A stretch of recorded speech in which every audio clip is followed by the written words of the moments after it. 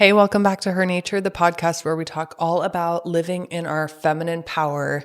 And today we're talking about how being in your feminine energy does not mean being small.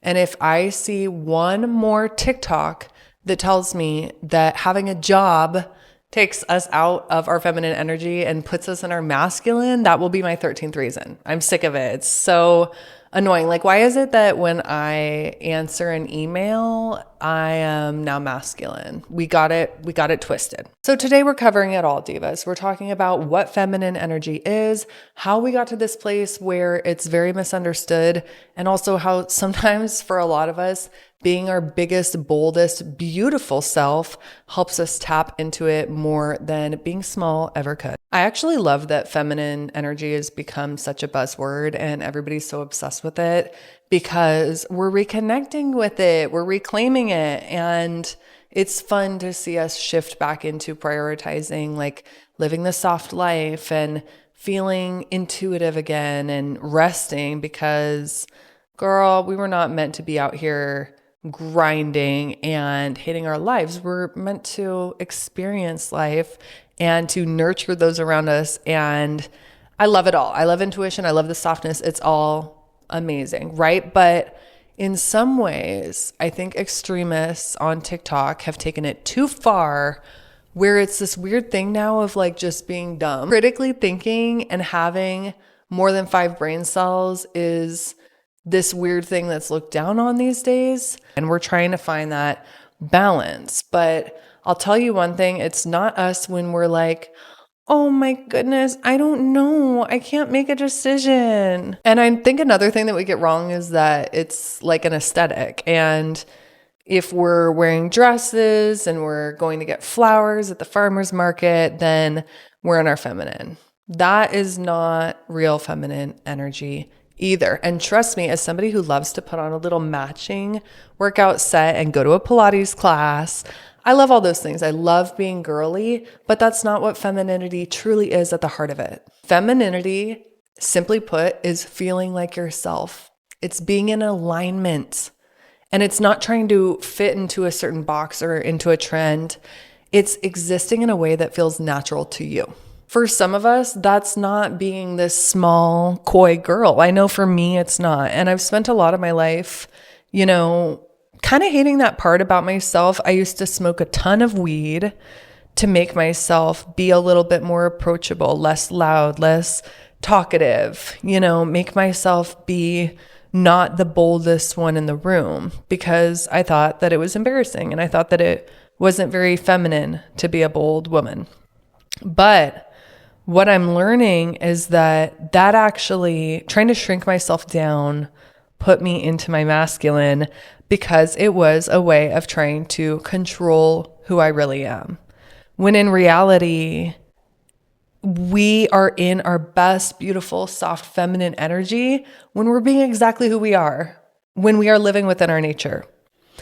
And instead of trying to, I feel like with like masculine energy, quote unquote, like doing and working and creating, those are oftentimes maternal feminine traits as well. We just put this bad stigma on it.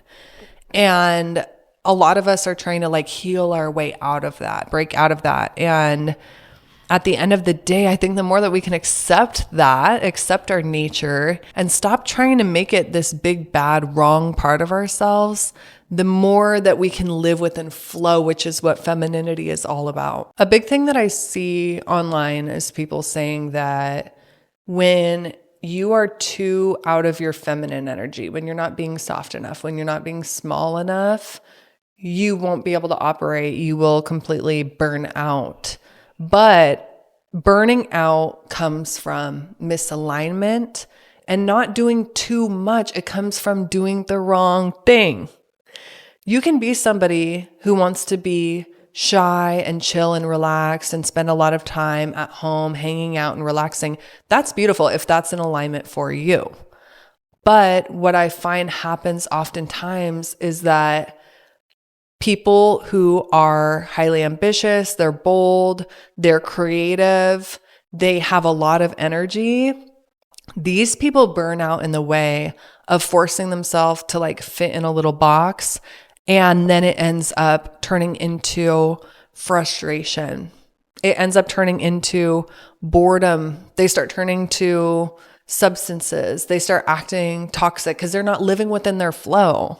They're not following their purpose and living within their nature, right? So what I find is that burnout isn't always exhaustion. Sometimes for highly ambitious women, it looks like not living their purpose. And that can be just as bad, if not worse. If you think about the divine feminine nature, you think of course, like beautiful pieces, like peaceful sunsets and, gorgeous, calming waves crashing on the shore, right? But nature is also really intense. There's storms, there is destruction, there is like rage. And that is part of it. That's what makes Mother Nature have this feminine sense to her, is the balance of both. And even when you look at like a mother in the wild, like a lion or a bear, they aren't just like chilling on the creek side, hanging out all day, drinking wine. They are protecting their cubs. They are out, oftentimes, they are supporting their man in the hunt. They are holding down the shelter. These are active pieces of nature that women provide. It's not just passively sitting around, even though that is part of it. And I don't know about you, something to ask yourself is like, when do you feel the most feminine?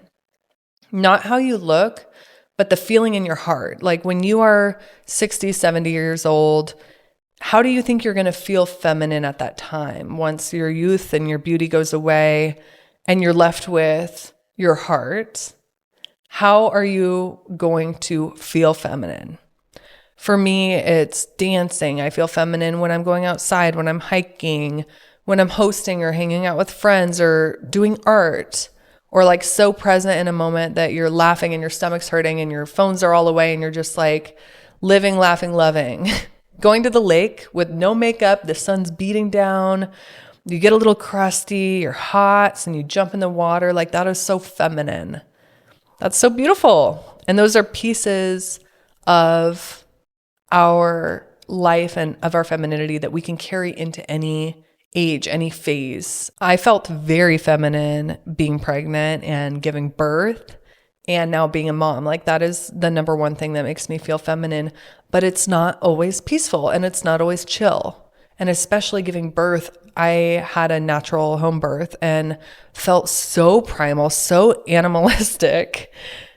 I remember like reading up on how to have a, safe and successful home birth. And one of the tips that I read was that a lot of women get up into their up into their head almost when they're screaming, where they're like, ah, and that can actually make us feel way out of control, and it's going to close up your cervix and not make you feel relaxed. So one of the tips that I learned was to open your mouth into an O and make low moaning sounds, slow, and it kind of relaxes your whole body.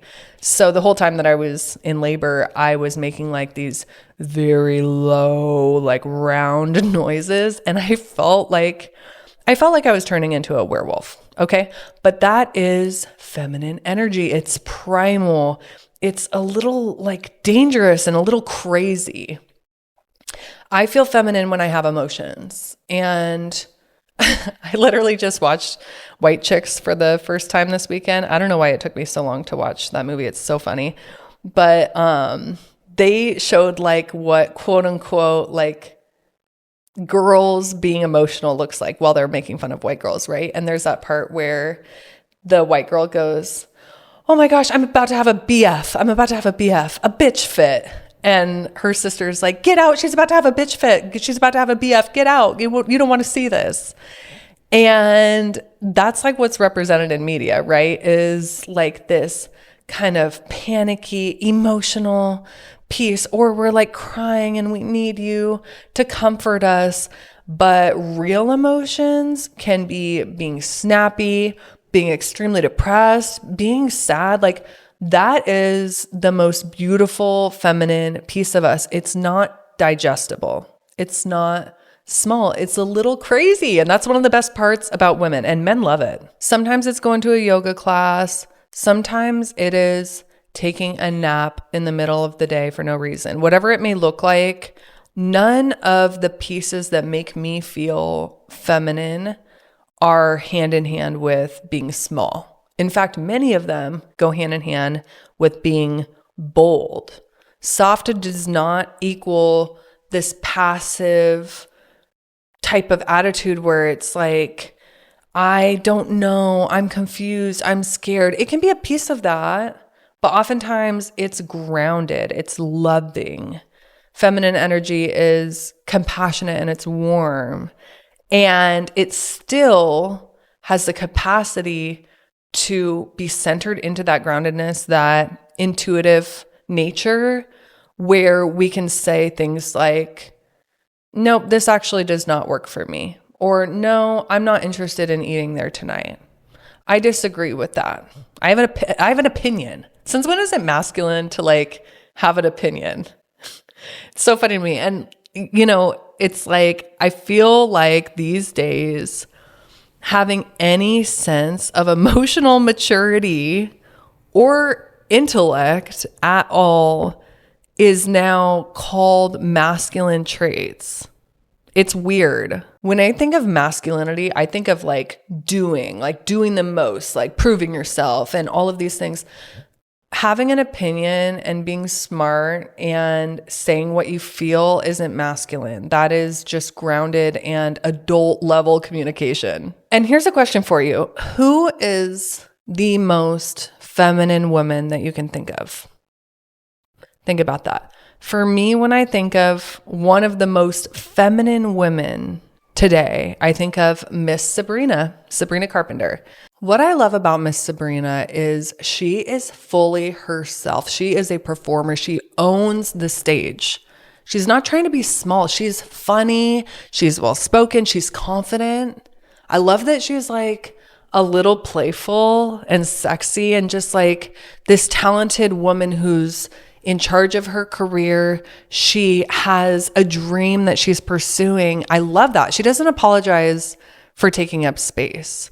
She doesn't make a mistake and get all embarrassed and look around at the crowd. She totally owns even her little mistakes on stage. And I don't think anybody ever looks at Sabrina Carpenter and is like, you know what would make her more feminine is if she would just pipe down a little bit. If she needs to calm down. She needs to make herself a little bit smaller, and that would make her more feminine.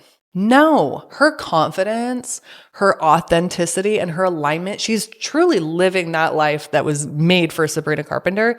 You can tell it is the most beautiful woman level thing ever. And if we look at masculine and feminine dynamics, it's often the man who's like rowing the boat, like working and pedaling forward and like putting the effort in to propel the woman's vision, right? So like if a woman has no confidence, she is weak in her femininity. Confidence is not masculine. Having direction and a vision and leadership and competence is beautifully feminine. Where insecurity and like trying to be something else makes us feel like we have to perform or shrink ourselves down, confidence and like leaning into our boldness and what makes us special, what makes us unique, completely not giving a shit and like leaning into that helps us relax. Even though it might feel a little foreign in the beginning, like completely just being who you are and walking within your nature is the most calming thing that we can be doing, because it's like, I'm not having to wear a mask. This is me in my most beautiful feminine, and take it or leave it. And what's funny is even when we try to shrink ourselves down and like be the quiet one in the corner, not take up space and just go over there and drink too much wine so that you don't say the wrong thing, and then you end up like saying the most or annoying to everybody. You're not like opening up social opportunity, and then people will still judge you for it. So it's like, why are we not just owning our craziness as girls? I think that's the hardest part for a lot of us, to be able to step into our big, bold authenticity, is that we're constantly criticized. And so we feel like we can be more feminine by looking a certain way, getting a beautiful dress and doing our hair and makeup and buying all this skincare shit, when in reality, it's a confidence, it's an energy that's held within us that comes from loving our nature and who we are, not trying to change ourselves. We are messy, we're complicated. A little bit of everything all rolled into one. I'm a bitch, I'm a lover, I'm a child, I'm a mother. That is all of us. Do I sound like the contestants on the karaoke episode of Love Island? I just watched that last night and I was like, oh my God, this is so hard to listen to. But yeah, it's being a woman, it's messy, it's beautiful, it's everything. And it's not about becoming smaller and being easy to understand and being coy and not really knowing what you want. It's literally just about being more of yourself and walking within that. And honestly, if your femininity disappears because you decided to answer an email, then I don't think that the email was the problem, Diva. I think you got some stuff to work out. Okay? Thank you so much for listening. I love this topic because I have been the person for years growing up, like trying to make myself more digestible and cancel out this side of me and like not like it because I almost thought that it was based in trauma and that I had to fix it. But you can't fix your nature. It just is, right? And the more that we can direct all of this energy and our heart into the things that drive us forward, the things that inspire us, it creates this beautiful outlet for participating in the world around us. And it's awesome. It's so cool to like truly own your nature and not try to change it. Are you somebody like me that's a little weird? I know you are, because we all are in our own way, but do you get more burnt out by like being big and bold and that doesn't feel like alignment for you? So you feel genuinely like in your most feminine when you are laying low? Love that so much, like genuinely. Are you somebody who's a little erratic and like crazy and you need to get it out that way and you feel like you're dying inside when you're just sitting around? Love that too. There's nothing wrong with that. It doesn't make you masculine.